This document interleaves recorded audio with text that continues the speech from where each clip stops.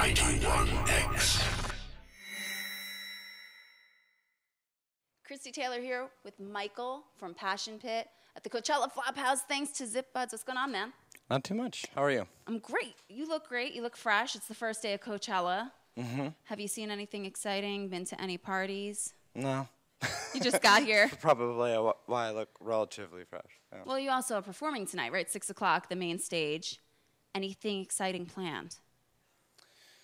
Hopefully just a good show. I think that's the most you can ask for. So no secret guest performances that you want to clue me into? Anyone coming out on stage with you? No, I think we're just trying to do what we do well enough on our own. Well, we saw you at Rexall Halls, and you guys absolutely were amazing. I mean, it was such a great performance. So excited to see you tonight at Coachella. But there are some questions I have for you about what you do in the album. You know, there's a lot of debates about the first song, the first single off the album. Yeah. Now, was that song about hedge funds and the stock market? No. Because that was the rumor that I heard. So what do you mean? How do rumors start about songs? Well, I heard that on the internets. That's where rumors start, on the internets. And they said that Take a Walk was about somebody's stock market fund crashing and that they were bummed that they lost all their money. That's true. It's my grandfather. Oh. But it's not about that. It's about, well, the first verse is about my father's father who came over from Greece, sold flowers to the point where he could bring over all his family members. And then by the time he brought them all over, obviously, because of jobs and securing jobs as Greek Americans, they had to go where they could go because they had these very long Greek last names. So a lot of people wouldn't employ them. And so he spent all this money bringing them over and trying to build the family in America, and obviously that fell apart, and that was a sad reality.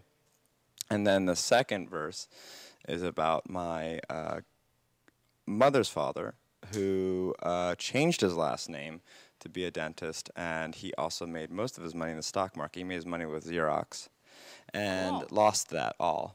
Wow, that and then also had a pension fund. He had a financial company that, you know, did pension funds or whatever, and his partner played with the money in the market and lost all of it. And then the company that they were working with went bankrupt and eventually really needed that money. And obviously, they didn't have it, so my grandfather decided over the next 5 years he would pay back everyone out of his own pocket and work for it. And then the third verse is about a family member of mine that stole money from his own son and lied to everyone about, you know, how much money he was making, or lack thereof. He wasn't really making any money. And it's about the differences in how all my different family members dealt with both money and their families subsequently. And making a living. Well, no, well, kind of keeping their families together in some way. So the money is just the thing that kind of destroys all of these characters and their relationships with their families, and that was kind of the point. And now you're a rock star, and you're making money, and is it destroying you? I'm making money? No, it's not destroying me because I've learned my lesson. That's true. I used that song as a way to kind of put everything into perspective, and the best thing to do with history is to learn from it. So, yeah. Okay, so what about Carried Away? Instead of me saying what I've heard it's about, why don't you just tell us what Carried Away is all about? Carried Away is specifically about a type of person, i.e. like a Williamsburg person, a person that comes from a lot of money and then that plays like the bohemian card and is just thoroughly fake and you know, everything is so hard, but really they actually are technically millionaires. Right. Or will be at least when they have these beautiful apartments that are worth, you know, so much money, and yet life is so hard. And I'm a person that's completely self-made, so I have a really hard time dealing with their griping. Yeah. And so I just thought I'd write a song about how much I just thought it was funny at a certain point. It's like, oh, grad school is so hard. It's like, and you know, meanwhile they never have to pay for school or anything. And I know all my other friends, they're going to be paying for their student loans all for what, the next like 30 years. Well, thanks for writing a song that all of us wished we had written and said to people, because someone needed to say that. And now, do you think your fans actually know? Sounds so angry. But I mean, do you think a lot of your fans know, for as upbeat as your songs are, that there are sort of darker undertones to the lyrics or the meanings behind the songs? Do you think people are aware? Maybe, but I don't think that really matters at the end of the day. I think, honestly, some people really invest in lyrics, some people don't. It depends. The audiences our audience is changing so much because of radio, actually, and because of the way that the music is being distributed.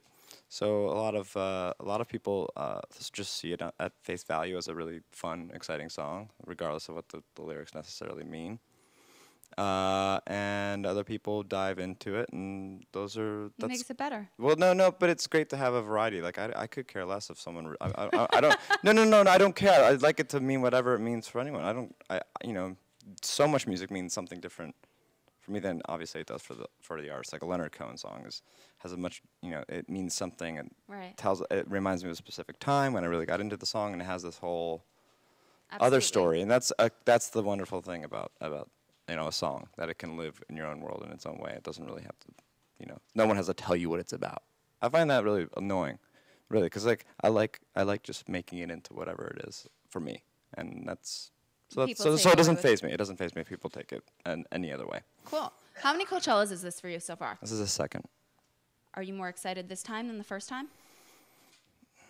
I'm less nervous, but I think that it all depends on actually getting up on stage and doing it. Because before that period of time, you're usually just like, oh, okay, you're just waiting for it to happen, and then it happens, and you're like, oh, this is great, and then it's over, and you're like, oh, that's it.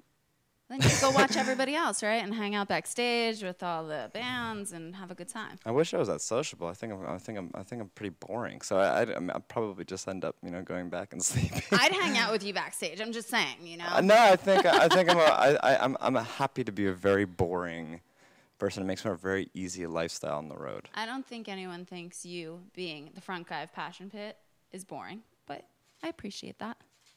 Whatever they want to think, it's fine with me. One last question.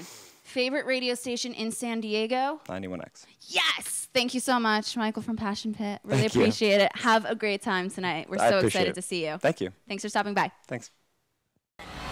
91X.